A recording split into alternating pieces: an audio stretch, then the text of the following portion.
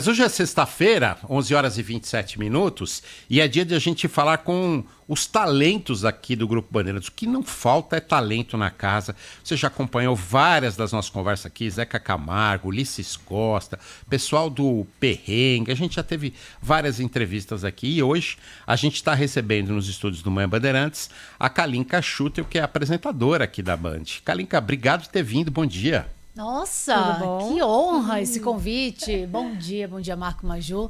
Bom dia a vocês que estão nos ouvindo agora. É um prazer estar aqui para conversar com vocês, porque olha os talentos que já passaram por aqui. Agora eu estou um pouco tensa, viu, nessa cadeira. Prazer é nosso. Prazer totalmente nosso. Kalinka, eu tenho curiosidade, sempre tive de te fazer a seguinte pergunta. De onde vem esse nome? Qual é a origem do nome Kalinka? Tem algum significado? Tem. Kalinka é entre aspas, o significado de pequena flor em russo. É um nome russo. Minha mãe leu num romance quando ela era adolescente, guardou esse nome e falou, quando eu tiver uma filha, vai se chamar Kalinka. Na época não tinha Google, na época não tinha essas facilidades que a gente tem hoje.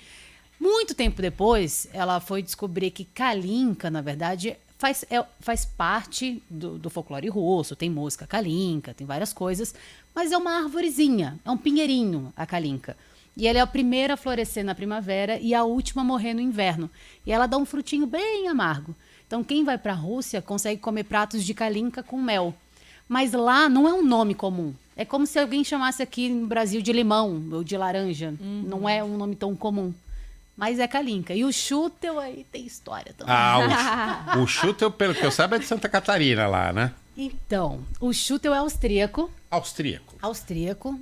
Só que, observando a árvore genealógica, eu não tenho nada de austríaco. Minha mãe não tem nada de austríaco. Veio do nome dela, né? O sobrenome dela. E aí ela foi pesquisar também e a gente descobriu que o provável é que esse nome veio de um avô dela, que foi escravo em Santa Catarina. E aí ele pegou esse nome do senhor dele, ou quando foi liberto, ou quando saiu, enfim. Então esse Schutel também não tem nada de austríaco, eu não tenho nada de russo, mas no final tem um escondidinho Silva, que eu não uso diariamente, que tá lá. O Silva é como eu tenho presente. Souza também, né? A gente tem esses sobrenomes brasileiros, a gente acaba não usando. Silva, eu tenho Souza, né? Depois do Sabino eu tenho Souza, a gente acaba não usando, né, Kalinka? Tá lá escondidinho. Kalinka, conta pra gente um pouquinho da tua carreira, como é que você começou, como é que você foi parar em televisão, conta pra gente. Rapaz, viu? Nunca pensei em trabalhar com TV, na frente das câmeras. É uma pessoa super tímida. Mas a vida vai te colocando nos caminhos, né? Minha primeira formação foi magistério para dar aula, de 0 a 6 anos, primeira, quarta série. Eu dei aula na parte de estágio. Uhum. Eu era amiga da escola, minha mãe foi professora aposentada de educação infantil em Florianópolis, né? Eu sou de lá, moro há 10 anos em São Paulo. E aí fui para o magistério. Quando eu saí, a certeza é que eu não queria pedagogia. Não quero fazer isso, não quero dar aula. Não para crianças, pelo menos. E aí eu resolvi fazer psicologia. E eu fui para psicologia, comecei a fazer psicologia e eu amava. Só que eu não tinha uma condição financeira, meus pais não podiam pagar, era uma faculdade particular. E eu falei, eu vou me virar, eu tenho que trabalhar para conseguir pagar a faculdade de psicologia. E passei num teste para apresentar um programa de turismo em Santa Catarina. Eu fazia alguns comerciaizinhos assim em Santa Catarina e falava, Kalinka, você já faz? Vai lá fazer o teste, vai que passa. Eu falei, preciso de dinheiro. E passei. Mas era bem papagaio, sabe? Você lia o textinho, decorava, fazia aquela coisa. E aí eu comecei a trabalhar com isso, né? E as pessoas começaram a me falar, Kalinka, vai para comunicação, faz jornalismo, E eu falo, não, imagina, na frente da câmera, eu tenho que me desenvolver. E acabei indo para o jornalismo, eu fechei a faculdade de psicologia, me formei em jornalismo em Santa Catarina. Você abandonou a psicologia e foi pro... Tá. E com uma lágrima anos? Agora rolando. Você queria ter sido psicóloga? Você se arrepende? Olha, eu não me arrependo, porque hoje eu me encontrei, eu amo o que eu faço, mas eu ainda penso se eu não devo voltar. Assim, eu acho que é uma área muito legal e tem vários lugares para você trabalhar com a psicologia, né? E qual área da psicologia te... Eu queria, na época, psicologia educacional. Tá. Eu gosto muito disso, assim. Eu tenho uma veinha ali, talvez um dia ainda dar aula, talvez para comunicação. Psicopedagogia, alguma coisa por aí. Vamos pesquisar. Mas, por enquanto, eu estou aproveitando o momento de jornalista. Eu comecei em 2000, eu me formei comecinho de 2012. Você tinha quantos anos? Não faz pergunta difícil, não. Não vem, não, fazer coisa matemática, mas você entrou essas no jornalismo coisas. tarde, então, né? Entrei, porque eu fiz primeiro e segundo ano de ensino médio normal, né? E terceiro e quarto é magistério, que é o curso técnico. Então, eu já fiz um ano a mais. Depois disso, eu fui para psicologia, fiquei um ano. Aí, quando eu fui para o jornalismo, ele não tinha, no começo do ano, eu entrei lá em junho, que era no segundo semestre. Então, eu fui atrasando, né? Eu fui demorando um pouco para chegar até a formação que eu tô hoje. Mas eu acho que veio no momento certo também. Eu acho que as coisas acontecem quando tem que acontecer, né? Daí pro esporte que pulo foi esse? Esporte é legal, vai. Com esporte certeza. é tranquilo, né? Vocês falam aqui de política, A gente fala bastante. dos buracos da rua, do pessoal que tá revoltado. Esporte é uma coisa mais leve, nem sempre, mas é mais leve. E quando eu entrei no jornalismo, eu falei, eu queria entretenimento, eu queria esporte, eu não queria algo muito pesado. E surgiu a possibilidade e a oportunidade de trabalhar na Band lá. Então eu comecei lá com cara de pau, que eles me chamaram, Kalinka, se apresenta? Apresento. Eu queria um programa de turismo, te chamar. Isso, eu faço. Vamos lá. Preciso, eu vou. Kalinka, mas você faz sem TP? Faço. Para quem não sabe, o TP, né? São aquelas letrinhas que ficam passando assim na frente da câmera para a gente conseguir ler enquanto está sendo filmada. Eu falei, faço tudo sem TP. Não, pode... Não, porque quando o apresentador do Jogo Aberto local, né, de Santa Catarina, ele viaja, a gente precisa de alguém para cobrir, e aí você fica na reportagem. Enquanto isso, assim, faço tudo isso. Eu nunca tinha fechado uma matéria. E fui, com a cara e com a coragem, e aprendi. Eu lembro, e aí eu falo bastante, assim, para quem está no começo de faculdade de jornalismo, a minha primeira passagem eu fiz 20 vezes. Mas começou assim mesmo. Ficou Nossa ruim? Senhora. E ficou muito ruim. Passagem também, para a gente explicar, o jargão nosso jornalístico, é aquele momento em que o repórter aparece na reportagem, né? Ele faz o off, que é aquele texto que cobre as imagens feitas pelo repórter cinematográfico, e depois, num determinado momento, ele aparece dando ali uma informação, normalmente uma informação que não tem imagem para cobrir, né? Exatamente, ou relevante, que não tem como alguém cortar. Exatamente. Mas é muito legal você olhar para trás e perceber que era ruim e que você evoluiu. Então, assim, eu também não tenho vergonha de mostrar as coisas e falar, é um processo. Faz parte do processo. Faz parte do processo. Teve uma frase esses dias falando, nossa, para você ser bom, você precisou ser ruim. Você precisou começar de alguma... Né? Você precisou errar. E hoje eu acho que as pessoas têm muito medo de errar, né? Muito medo de colocar a cara e começar. Precisa saber também lidar isso. com os erros, que é uma outra coisa também difícil. Exatamente. Lidar pessoalmente e lidar... Hoje a gente tem muita questão das redes sociais, né? A exposição. Então, como lidar com a crítica do público? Como lidar com essa troca que a gente tem? Você lida bem com isso? Hoje em dia eu não sigo mais ninguém nas minhas redes sociais. Apagou todas as redes sociais. Mas, na verdade, eu percebi que eu trabalho com rede social também, mas eu tava gastando. Eu sentia que aquele tempo era um tempo gasto nas redes sociais. Não estava fazendo bem para mim. Então, hoje eu tenho um feed só de coisas esportivas, que é um feed fechado, onde eu sigo as notícias porque parece muito mais rápido em Twitter, né, em rede social. Então, eu sigo por ali, mas o meu pessoal eu posto, mas eu não tenho ninguém para olhar story, não fico passando muito tempo. Eu prefiro aproveitar para fazer outras coisas. Você assim. separa ali tua vida pessoal da tua vida profissional nas redes sociais? Eu tento, bastante. Até porque as pessoas te conhecem da rede social e acham que te conhecem. Sim. Né? E isso eu acho que acaba virando um problema em algum momento. Então, não, a profissional Kalinka tá lá. Se quiser conversar comigo, a gente trocar uma ideia, né? Hoje eu trabalho com esporte. Há 2 anos eu faço um canal de automobilismo também. Então, a gente fala bastante sobre Fórmula 1, tem bastante troca. Então, isso é interessante, mas eu acho que é importante delimitar. Pelo menos para mim foi, assim. O que é pessoal, o que é profissional. Tá funcionando. E Kalinka, você é uma jornalista esportiva e a gente sabe que o esporte é uma área majoritariamente masculina. Quando você começou para hoje, você consegue ver avanços nesse sentido no esporte? O que mudou? Graças, né? A Deus! Muita coisa mudou. Assim, na minha época, e bom, até hoje acabam sendo as pessoas que eu olhava na TV, que é Paloma Totti, que é o nosso talento também na TV Bandeirantes. Sem dúvida, vai ser entrevistada aqui uma das próximas sextas-feiras. Maravilhosa. Eu lembro assistindo, eu já falei para ela, eu apresentei um show do esporte com ela. E eu tava tensa. Eu tava aqui, já tinha apresentado outras vezes. Eu falei, Paloma, eu tô apresentando com você. Ela, Kalinka. E a gente se tromba no corredor e conversa. Eu assim, não, mas é a Paloma. Eu, quando tava fazendo faculdade, eu te via na TV, né? E eram pouquíssimas mulheres. Então, a Glenda... hoje está com a gente também, quando eu fui apresentar com a Glenda. É a Glenda. Glenda, você tem noção o quanto você inspira as mulheres para trabalhar nessa área, o quanto você inspira a ser essa comunicadora incrível, gentil que ela é? Então, isso foi muito marcante hoje para mim. Fernanda Gentil, que eu sempre acompanhei também, eu acho que ela tem esse lado carismático, leve, demais, né? Tranquilo. Renata Fã, aí pro jornalismo esportivo também é um grande marco e troco ideia com ela e falo com ela hoje. Então, a Band me proporcionou muitas coisas.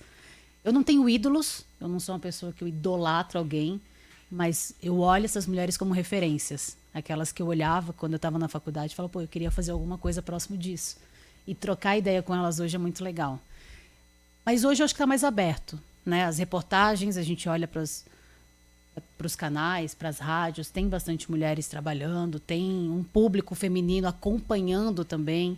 Hoje a gente tem outras áreas do futebol feminino, do vôlei, do basquete, também tomando mais espaço, então acho que isso é muito importante, assim. Eu acho que está funcionando, tá sendo mesclado, né? Tá legal. Como tem que ser, né? Como tem que ser. Kalinka, você falou aí de fazer programa apresentando sem TP, né? Sem o teleprompter, né? De fazer muito ao vivo, né? Apresentar o show de esporte, por exemplo. Eu queria que você contasse uma história, tentar lembrar aí de uma história que foi um perrengue ali, foi um momento ali que você falou, sabe, deu uma escorregada ou enfrentou uma dificuldade. Com certeza todos nós que passamos muito tempo em televisão temos, né? Tem, né? Tem. Depois você conta uma sua? Conta. Eu vou contar uma. Eu vim pra Band em 2014 para fazer Copa do Mundo. E aí aqui era acompanhar os grandes times, né? Então, primeira vez que eu entrei no Morumbi, fiquei, nossa, o Morumbi é desse tamanho. Lá a gente entrava na ressacada, no Scarpelli, 19 mil, 18 mil pessoas, e você entra no Morumbi, aquela coisa gigantesca. Foi um baque. Ok. Passou um tempinho, eu fui cobrir, foi uma chegada do Pato no Corinthians, essas últimas vezes aí, 2015, 16, não sei. Por aí. Ele tinha voltado e ia ter uma entrada ao vivo com a Renata Fã no jogo aberto. Tá bom. Ia ter um técnico novo para ser apresentado. E aí, a gente tem conversa bastante com os câmeras, né? E vira uma brincadeira. Não tem esse problema de você relaxar? Tem.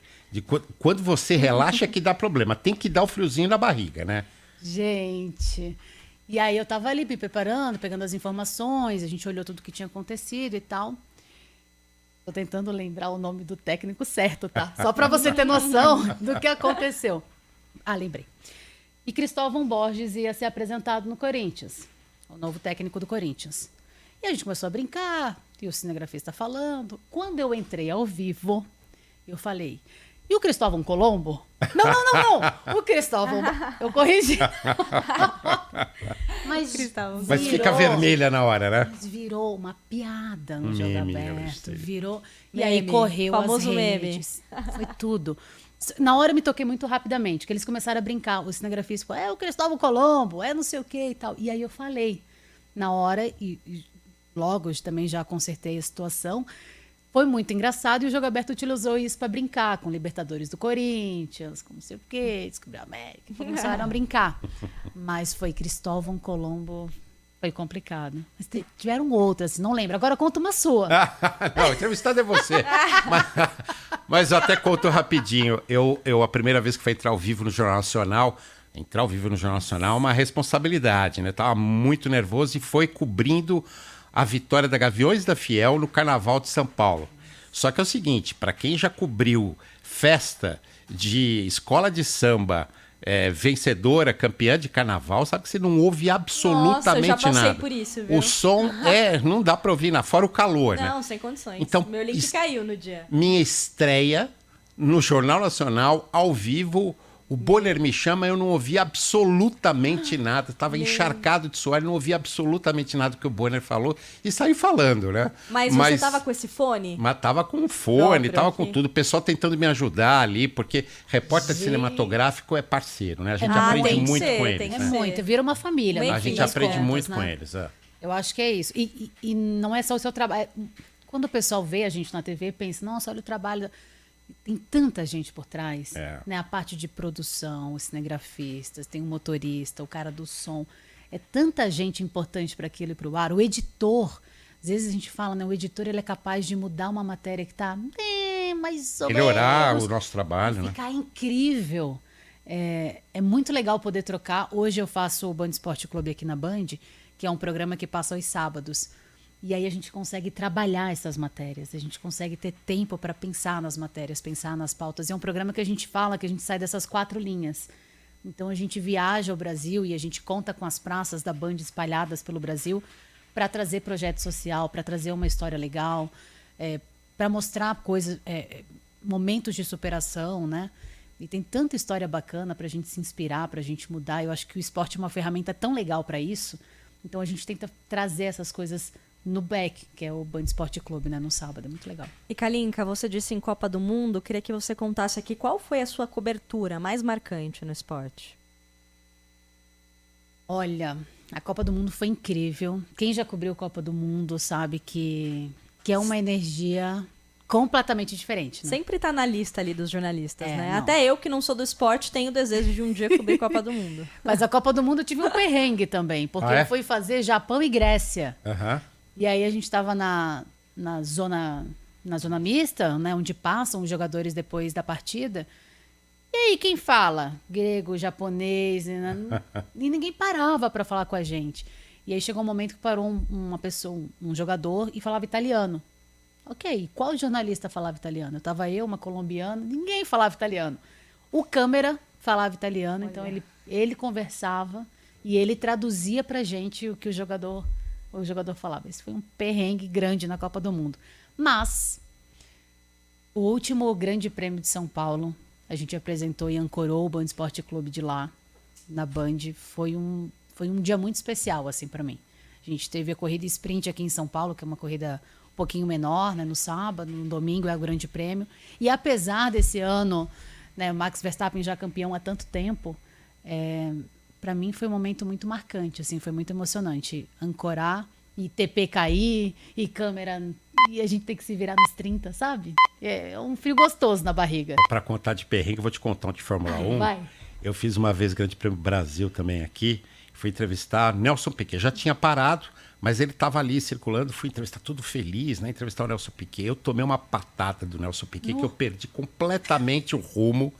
Não sabia o que fazer, gaguejei. Foi difícil. De vez em quando a gente toma umas entortadas dessas. Jogador de futebol é muito bom para fazer isso, né? Toma. Quer ver quando eles saem bravos de campo, Nossa. né? Eu sempre falava muito bem do Diego, que era do Flamengo. E ele era Gente, eu podia perder de quanto fosse. Ele saía na zona mista, impecável, com uma calma. Ele parava assim, pois não? E atendendo um por um. Eu falava, gente... Mais jogadores assim, por favor.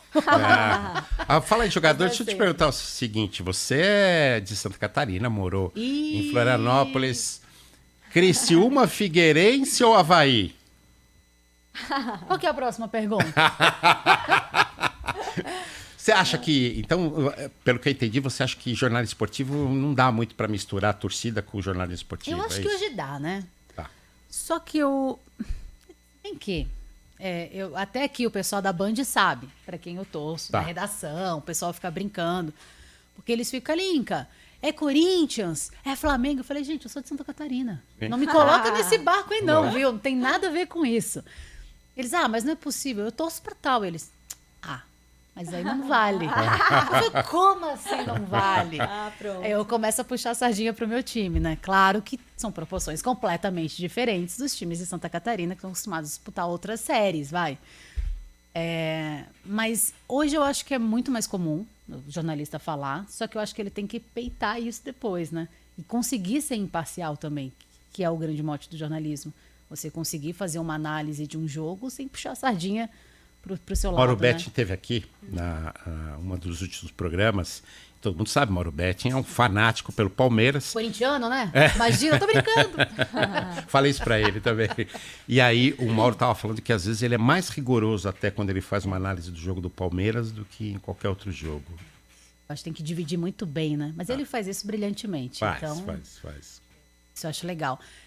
Eu não tenho... É engraçado, o meu pai, sou de Santa Catarina, meu pai me ensinou a assistir, a torcer para 4 times diferentes. Uau! Já começa assim. Uau! Então, assim, eu tinha um de São Paulo, um do Rio, um do Rio Grande do Sul e um de Santa Catarina. Chegou um momento da minha vida, eu falei, pai, não dá para torcer para 4. Vou torcer para 2. E aí, depois que eu comecei a trabalhar com esporte, não sei se aconteceu com você em algum momento, mas eu desencantei um pouco. Não é mais aquela mesma paixão, não é aquela mesma fissura de torcer. Eu acho que hoje a gente entende o que acontece por trás do futebol, né? Então, acaba saindo aquele brilho do olhar, saindo aquela paixão realmente pelo time em si. Agora você quer que tudo dê certo, que seja um bom campeonato, que seja muito legal. Mas futebol é teu esporte assim, predileto? Ou você tem ligação, você falou de Fórmula 1, você tem ligação com outros esportes? Você gosta muito de automobilismo, né? Você já acompanhou bastante na tua carreira. Eu gosto bastante de automobilismo. Eu trabalhei, quando eu saí daqui da Band em 2018, eu trabalhei na Globo no Autosport, né? Fiquei 3 anos lá. Então, meu pai é caminhoneiro. Então eu viajava com meu pai. Legal. Final de semana, o que eu fazia? Era limpar carro, passar cera sem encostar na borracha. tinha todo o preparo, assim, no final de semana. Então ele ficava me ensinando varetinha do óleo, carburador, onde fica... esse era o nosso passatempo. Já estava familiarizada. E assim, eu sou filha única, então... Tá mudando tudo, mas essa coisa de menino, coisa de menina, na minha época também não tinha mais isso. Porque eu brincava que eu era menina e o menino da família. Eu ia para o estádio de futebol, eu entendia de carro, mas eu tinha minhas bonecas. Então eu fazia de tudo. E não tem problema nenhum fazer de tudo. Mas isso me ajudou muito no autoesporte. E aí foi ali que eu me aproximei mais dos carros, me aproximei mais da Fórmula 1. E aí quando eu vim para a Band, aí a Fórmula 1 veio também para a Band. A gente deu um match. Juntou útil e agradável. E aí foi incrível. Um sonho que você ainda não realizou, assim, no esporte? Alguma cobertura, algo que você ainda pretende fazer, que é muito fazer? Eu acho que talvez uma Olimpíada. Uma Olimpíada é uma coisa incrível, né? Quando teve no Rio de Janeiro 2016, eu fiquei no estúdio, eu fiquei aqui na Band. A gente ancorava para fazer os links para fora. E já dava um frio na barriga. Então, imagina você fazer uma Olimpíada de perto, com tantos esportes, com tantos atletas do mundo todo, assim, próximos. Eu acho que deve ser uma coisa muito diferente. Porque se fazer a Copa do Mundo, é só futebol. Quer dizer, que não é só futebol, né? Mas é uma coisa muito mais próxima. E eu acho que a Olimpíada mistura tudo. E isso é legal. Kalinka está com a gente hoje, a Kalinka que tem um sobrenome austríaco e um nome russo, né? Kalinka Schutel. Muito obrigado pela tua participação, que foi uma delícia, conversa muito simpática, muito, muito obrigado. Exatamente aquilo que você passa no ar, para quem não te conhece, você passa pessoalmente também. Obrigado, foi um viu? Prazer. Obrigada, gente. Um ótimo programa para vocês. Um Feliz Natal, um bom Super ano Natal. novo, né? Até Ano 2024. novo, opa. Super Natal para vocês. Super obrigado. Obrigada, gente. Um beijo. Beijo, até mais. Kalinka, que foi mais um talento aqui do Grupo Bandeirantes, que a gente entrevista tanta gente boa que tem nessa casa e a gente acaba tendo a oportunidade de conhecer, conversar um pouquinho sobre a vida pessoal, sobre a carreira desses nossos talentos. E a gente vai continuar nessa toada aí. Na próxima sexta-feira tem mais. 11h51. Rede